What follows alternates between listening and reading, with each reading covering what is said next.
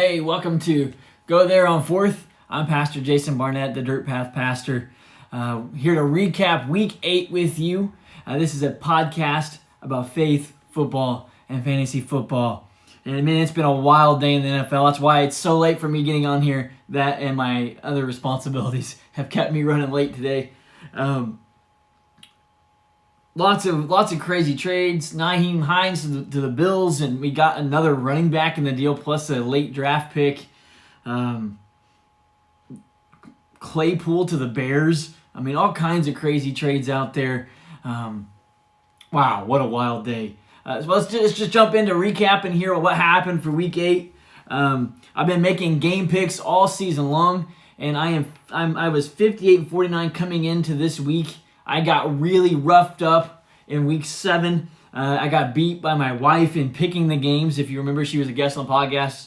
Thankfully, this last week I had a week off from any opponents and making game picks. And matter of fact, I have another week off coming this Thursday.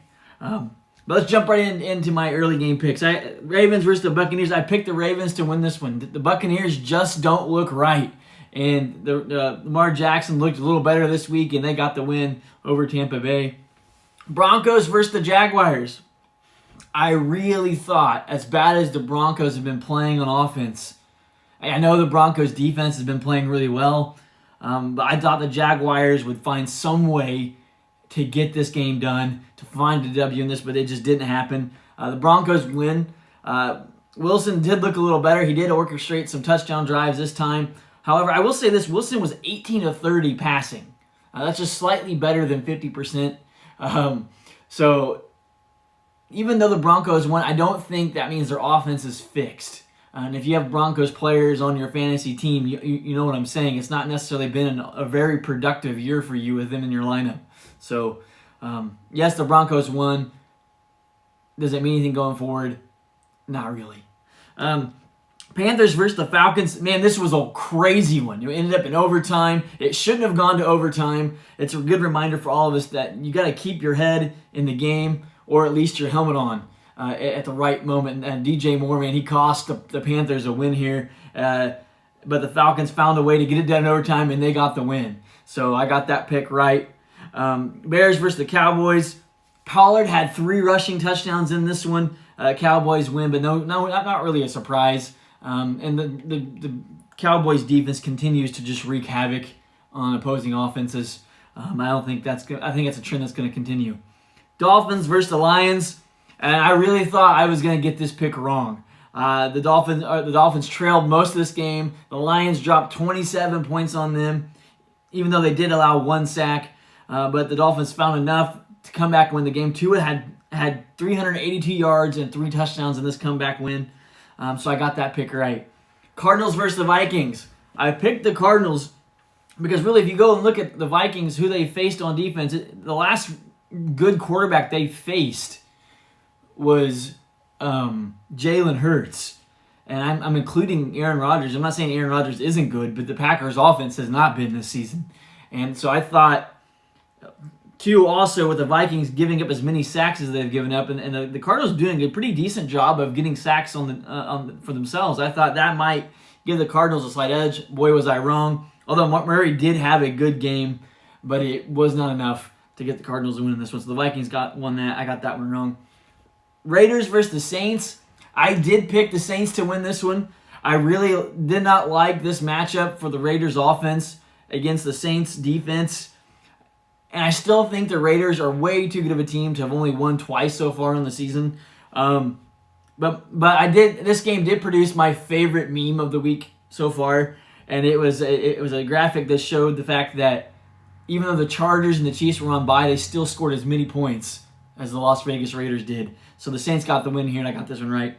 Patriots versus the Jets. I picked the Patriots to win this one. Although, again, the Patriots trailed for much of this game and came back and got the W.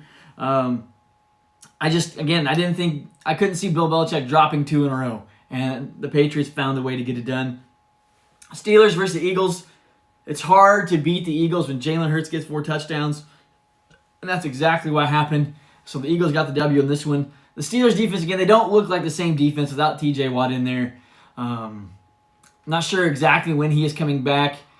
But until he comes back, I think that Steelers defense is going to continue to struggle, especially with their offense being led by rookie Kenny Pickett. I do think Kenny Pickett is the guy moving forward. However, growing pains. And he's going to need a lot of help around him, both from surrounding players on the offense and also help from his coaching staff to put that offense in a position to make things happen. And that's just not happening currently.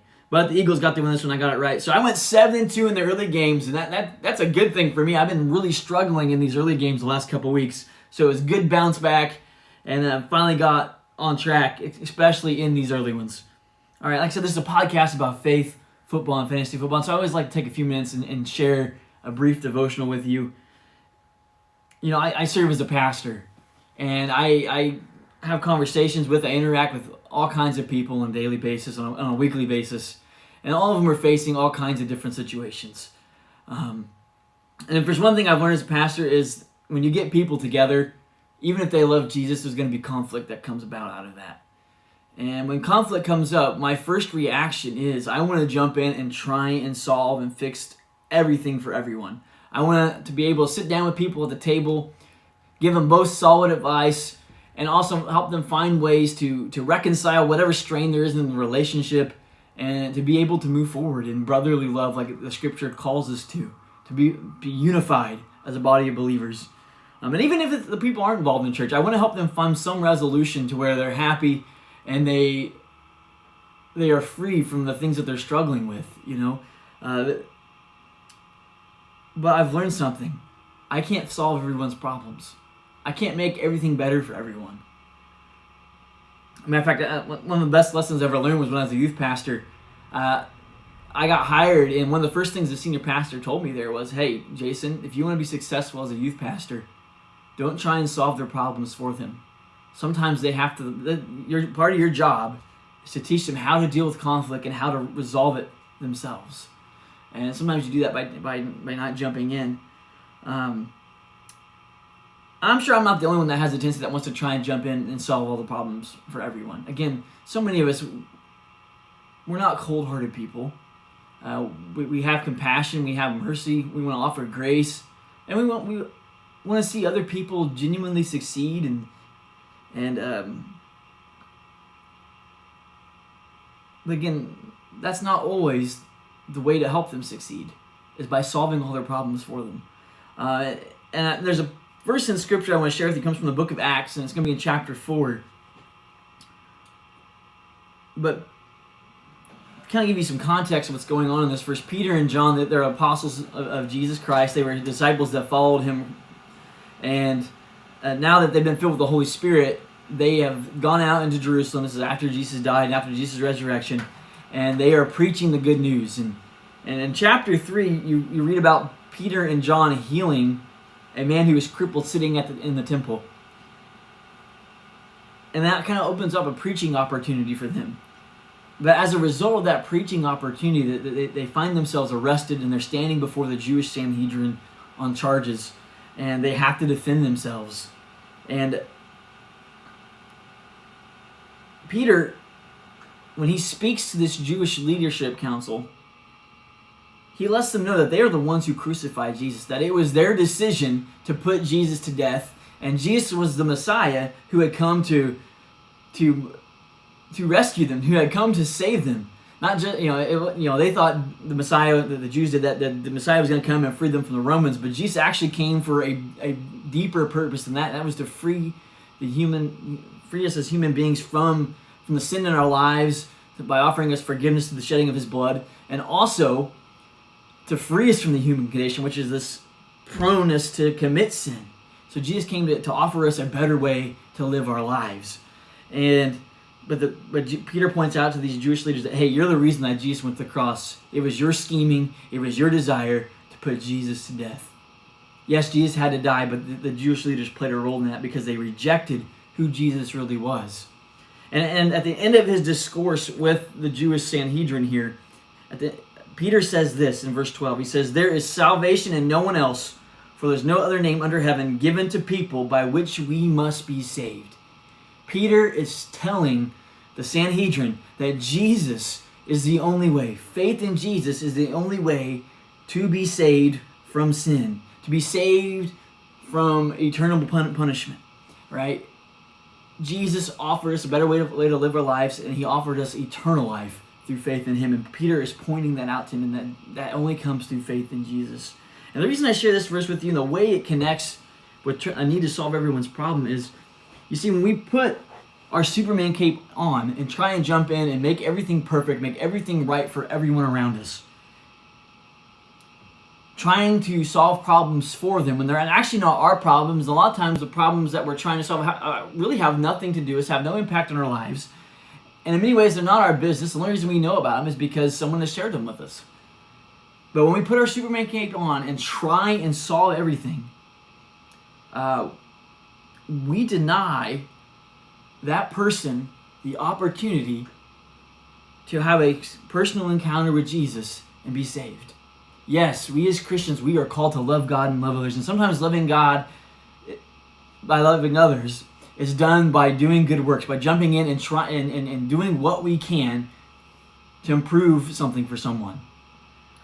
But remember, a lot of healing that takes place in our life, a lot of overcoming problems, addictions, and achieving success and completing tasks involves the person that we're trying to help. They have to be willing to take a step out and do some of the work themselves, right? If they want to fix a relationship, they need to be the ones to have the conversation with the person that they're having the conflict with. If they're wanting to overcome an addiction in their lives, yes, there's a lot of other factors, right? There's a lot of other things that lead to a person being in a place of addiction. Yes, they made a choice to get themselves in a place where they're addicted. And we should have compassion on those struggling with addiction. However, at some point, if a person wants to become free from an addiction, they have to be willing to take the steps to get clean themselves. We can offer them all the tools. We can point them in the right direction to find those tools. We can even walk with them as they're using those tools to find their freedom from whatever their struggle is. But at some point, they have to make the decision for themselves. But when you and I put that Superman cape on for them, in many ways we deny them the opportunity to do that. We deny them an opportunity to experience the love of Jesus Christ. We deny them the opportunity to experience the power that's available to them through the Holy Spirit. So sometimes helping someone solve a problem is by leaving the cape in the closet, not jumping and flying into the rescue, but by loving them enough to pray for them, point them to the opportunities that are going to change things for them, by pointing them to Jesus, by letting them know that the Holy Spirit's available to them. But in the end, sometimes we have to let others find Jesus for themselves. We have to let them embrace the grace that is open to them, and then be willing themselves to exercise their own strength and might within that grace, being led by the Holy Spirit. Let them experience the Spirit's power in their lives for themselves. So that you and I, let's not be quick to don our capes on. Obviously, let's not get tired of doing good works and pointing people to Jesus. But we have to understand, are we pointing them to Jesus, or are we enabling them to continue in the life that they're in? So, if you like that devotional, I encourage you to check out my weekly sermon, or join us here at Ravenna Church of the Nazarene. That's where I'm the pastor at. We're located at 530 Main Street in Ravenna, Kentucky. Our services are 11 a.m. Eastern. We'd love for you to come and join us. If you can't join us in person, you can catch our entire service streamed live on our Facebook page. That's at the Ravenna Church of the Nazarene Facebook page. You can also learn more about us by visiting ravnaz.com. Right, continuing on here with my Sunday late picks, okay? Titans versus the Texans. Derrick Henry had 219 yards and 2 touchdowns. He was the highest scoring running back in our league. And the Titans defeat the Texans. It's hard to beat anybody when you give up 200 yards rushing. That's what happened to the Texans. All right, Commanders versus the Colts. Remember, I told you I was maybe nervous about this one. Because, again, I always pick the Colts to win. But what made me nervous about it is the Colts were going up against Taylor Heineke. And for whatever reason, these lesser-known quarterbacks tend to come in and give the Colts problems. And really, by looking at the score, the final score, I think it was 17-16. So the Colts only lost by 1. However, Heineke threw for 279 yards, and McLaren had 113 yards receiving. And they really got the offense going when it mattered the most, and were able to get the game-winning touchdown, right? So hats off to the Commanders for a hard-fought, earned victory. Even though it cost me a pick here, the Commanders got the win. 49ers versus the Rams. For whatever reason, the 49ers just have the Rams figured out and are just able to shut them down. They won this one 35-13. McCaffrey, in only a week and a half with the Niners, man, talk about having yourself a football game. He threw a touchdown pass, rushed for a touchdown pass, and caught one. So if you have McCaffrey on your fantasy team, or if you're a football fan in general, you have to be excited about what he's bringing to this 49ers offense. I'm excited to see what they do moving forward. Giants versus the Fighting Genos or the Seahawks. I call them the Fighting Genos, one because the Seahawks defense really hasn't been the Seahawks defense we're used to seeing, and Geno Smith has kind of provided a unique spark to the team. Maybe it's because he's not up on planes doing high knees at 4 o'clock, for 4 hours while his teammates are trying to sleep or relax on the plane. Well, for whatever reason, though, I picked the Genos to win this one, and the Fighting Genos got the win. So Geno Smith continues to be a solid starter. He's kind of found a way to resurrect his career. He's found a way to play within the system that he's in. Again, it's kind of one of those moments where he has the talent, he has the ability, but he is using it. He is stepping into the moment that he has. So I'm excited for him. I'm a believer in Geno Smith. Matter of fact, I just made a trade to pick up Geno Smith today. I'll get into that when I talk about my team struggles here in a minute. But I went 3-1 in these late games. So again, solid week continues. I'm 11-3 on the week. I think that's wrong.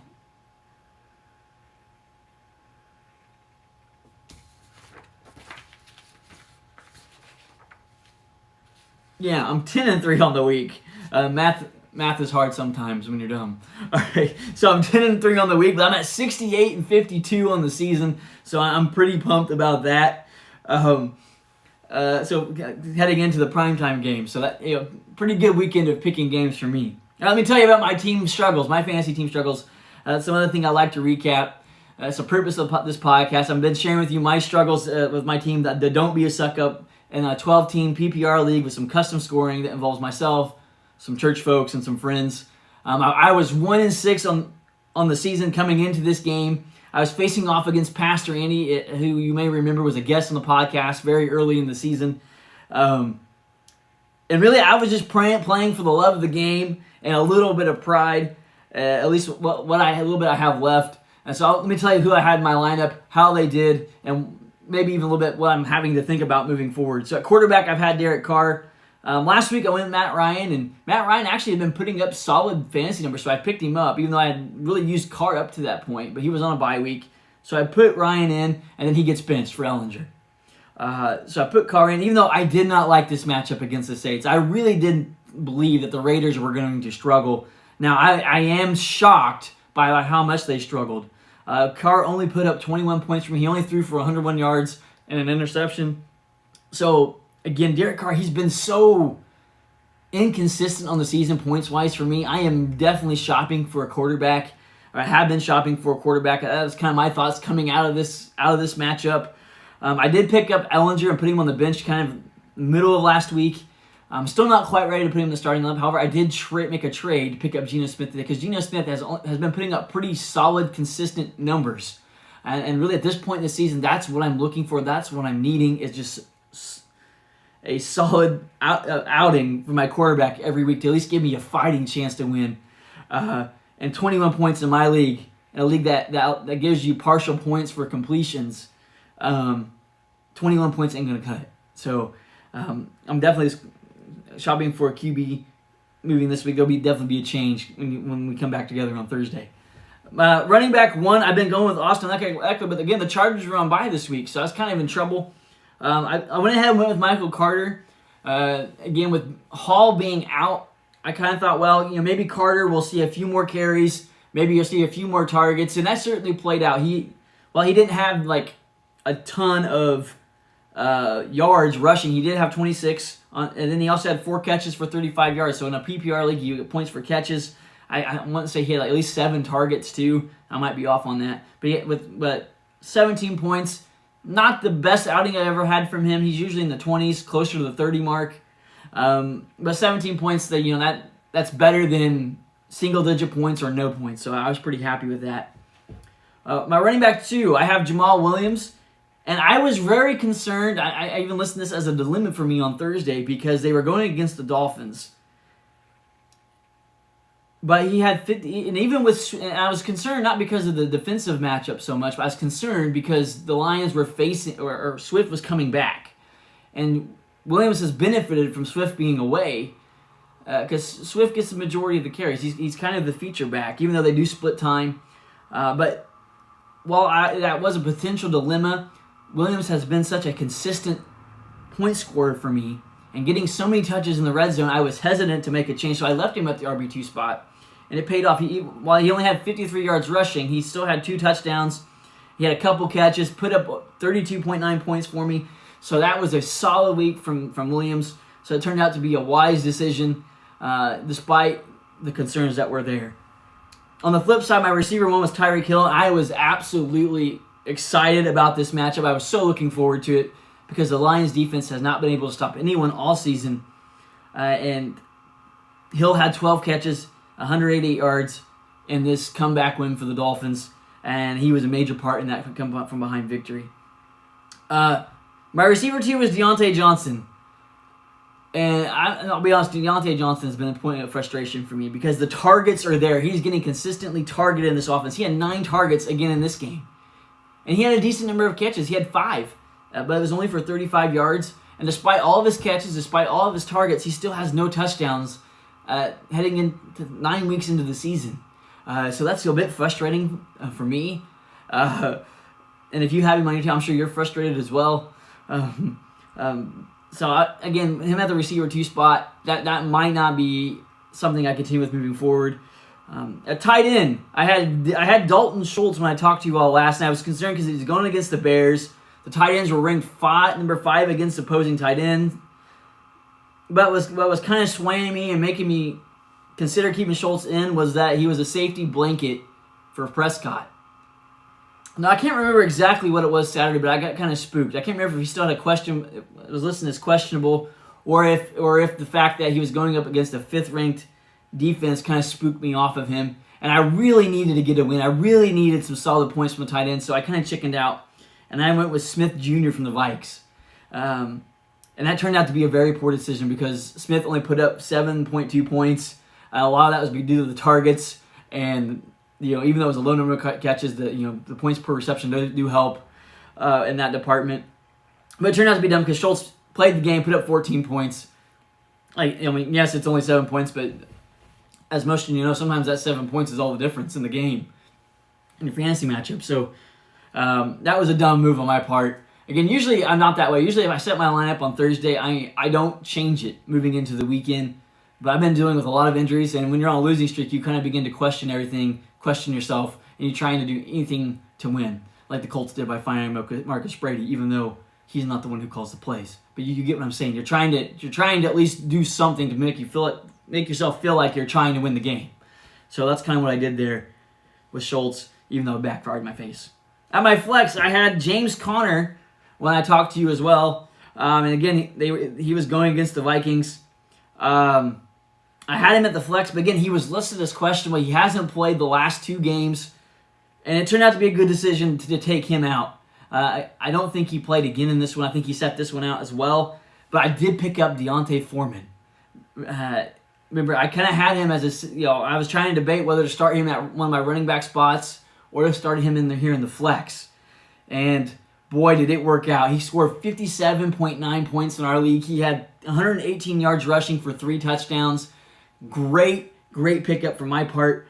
And because he did so well, and because of the situation for the Panthers moving forward at running back, I was able to flip Foreman today. I told you I traded for Geno Smith. That's who I traded for Geno Smith. Remember, I have Eckler at running back. I have Williams, I have Carter, and I still have Connor. So I kind of thought, I have a wealth at running back, so this is a good opportunity to try and improve myself at quarterback, at least give myself a somewhat decent quarterback moving forward, something consistent. So I was able to flip Foreman Will that turn out to be a positive moving forward? On time will only tell. But again, sometimes that's a benefit of stashing heavy at one position, and especially in the league like I'm in, where yes, your quarterback's your top score getter, but running backs come in at a pretty solid number 2 on the ranking of importance. And when you have 5 of them, that can be contributing on a weekly basis. It helps and it works as trade bait. So if you're trying to figure out how to fix your lineup, look at who you have in your starting lineup. Look who you have in your bench. Who might be desirable for somebody else moving forward? Kind of look at your opponents and see who they have. Check out what bye weeks they have coming up, and that might give you some indication on who you might need to trade from your team in order to pick up and improve in another area. All right, defense. I went with the Dolphins because they were going against the Lions.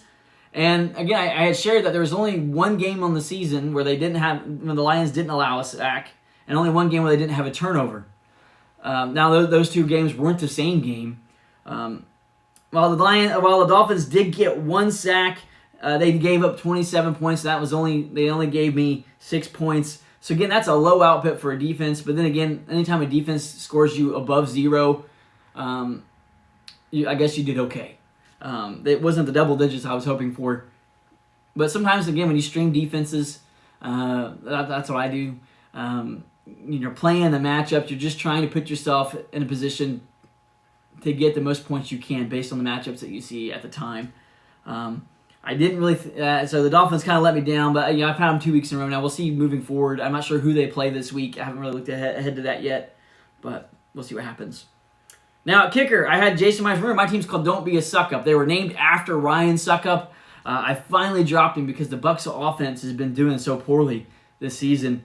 And so I went with Myers on Seattle. Turned out to be a pretty good change. He put up 11 points, and that's what I was hoping for. His point output has been consistent. He's only had 1 game where he's not scored in double digits. So 11 points, that was good. That worked out. That was one of those changes where you're just like, yes, something right. And the good news for me is I put just enough together in my lineup this week to be able to get win number 2. I won my 2nd game of the season. So, woo! Yes, back in the win column. The losing streak is over. Now, here's the crazy thing.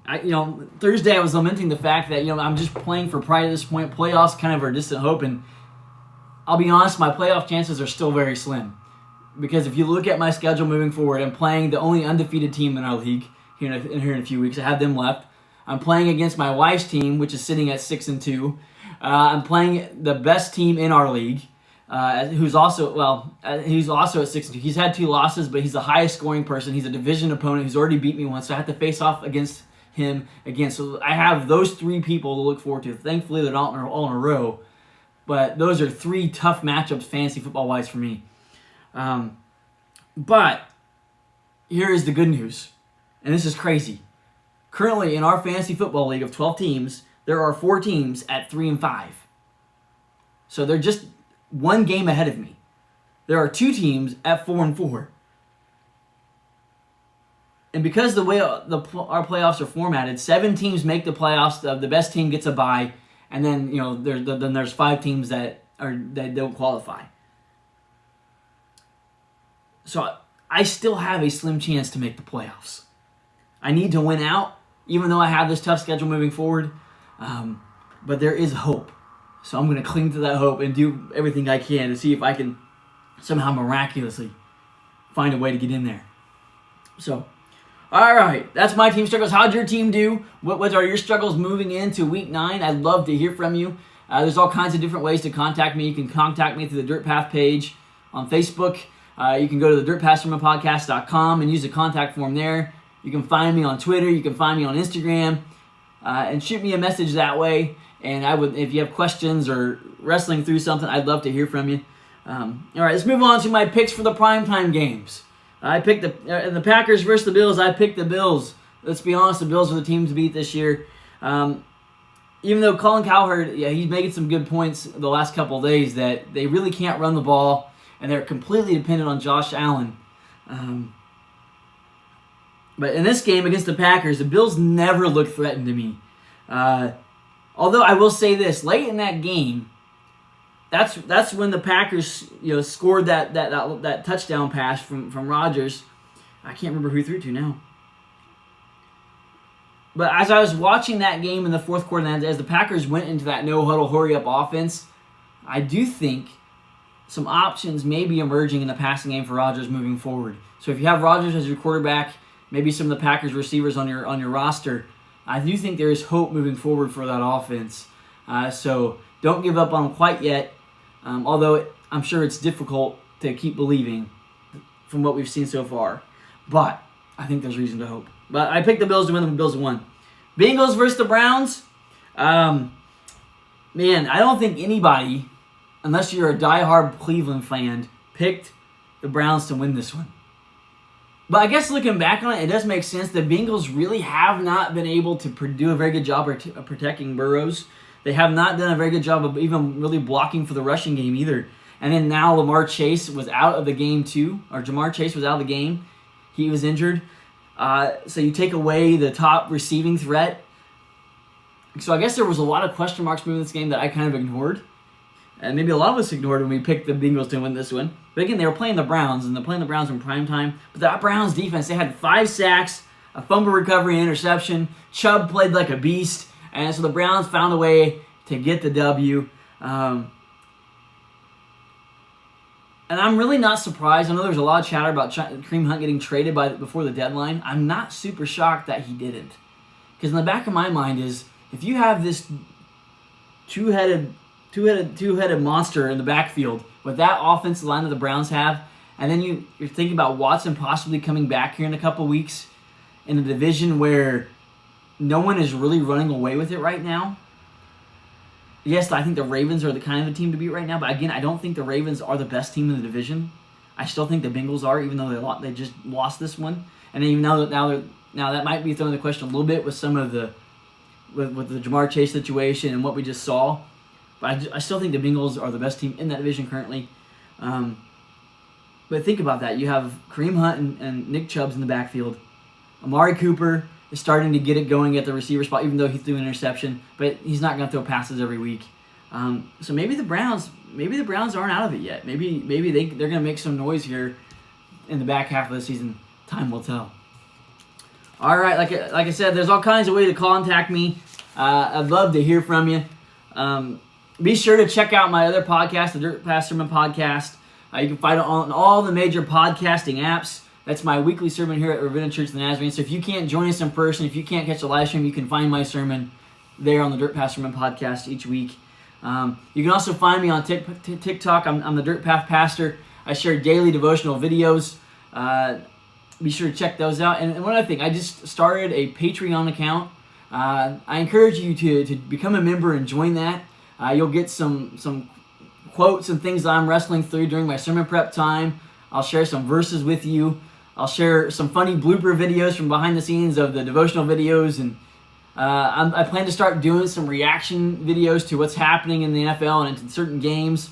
And I plan to start a Bible study just for my Patreon community. So if you get a chance, be sure to sign up for my Patreon community. You can find it, again, by going to the dirtpastormanpodcast.com, and there's a big button there with Patreon in red letters. Just click it and follow the prompts.